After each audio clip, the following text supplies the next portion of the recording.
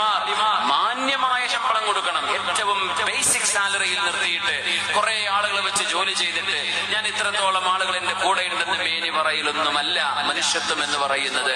അവർക്ക് മാന്യമായ ശമ്പളം കൊടുക്കും. മാർക്കറ്റിൽ നിങ്ങൾക്ക് അവർ ലാഭമുണ്ടാക്കി തരുന്നില്ലേ? അവർ കച്ചവടം ചെയ്യുന്നില്ലേ? അവർ നിങ്ങൾക്ക് വേണ്ടി പെർഫോം ചെയ്യുന്നില്ലേ? ഇതിന് റിവാർഡ് കൊടുക്കും.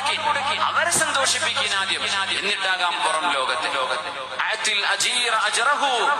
ഒരു കൂലിക്കാരന് ജോലി ചെയ്ത ആൾക്ക് നിങ്ങൾ ശമ്പളം കൊടുക്കണം, അവരുടെ വിയർപ്പ് വറ്റുന്നതിന്റെ മുമ്പ് എന്ന് പറഞ്ഞ നബിയാ നമ്മുടെ റസൂലുള്ളാഹി സ്വല്ലല്ലാഹു അലൈഹി വസല്ലം. ഇനി ജോലിക്കാരോട് പറയാം, ശരിക്കും പണിയെടുക്കണം.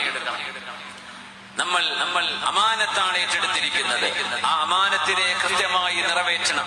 ജോലിയിൽ വഞ്ചന ചെയ്യരുത്, ജോലിയിൽ ദുൽമ ചെയ്യരുത്, മുതലാളിക്ക് നഷ്ടം വരുന്ന തരത്തിലുള്ള കമ്മീഷനുകളോ പരിപാടികളിലേക്കോ പോകരുത്.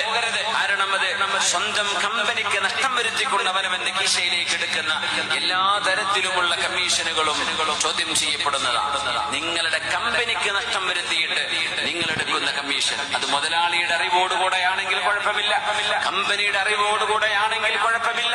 അല്ലാതെ നിങ്ങളും സപ്ലയറും തമ്മിൽ ഒരു എഗ്രിമെന്റിൽ നിങ്ങൾ വാങ്ങിക്കുന്ന സാധനത്തിന് വാങ്ങിക്കുന്ന കമ്മീഷൻ ആ മുതലാളിയുടെ ലാഭത്തിലേക്ക് പോകുന്നത് അതിൽ നിന്ന് കുറച്ചുകൊണ്ടാണ് നിങ്ങൾക്ക് നൽകുന്നതെങ്കിൽ അത് ജായിസാവാൻ തരമില്ല. അതുകൊണ്ട് സൂക്ഷിക്കണേ.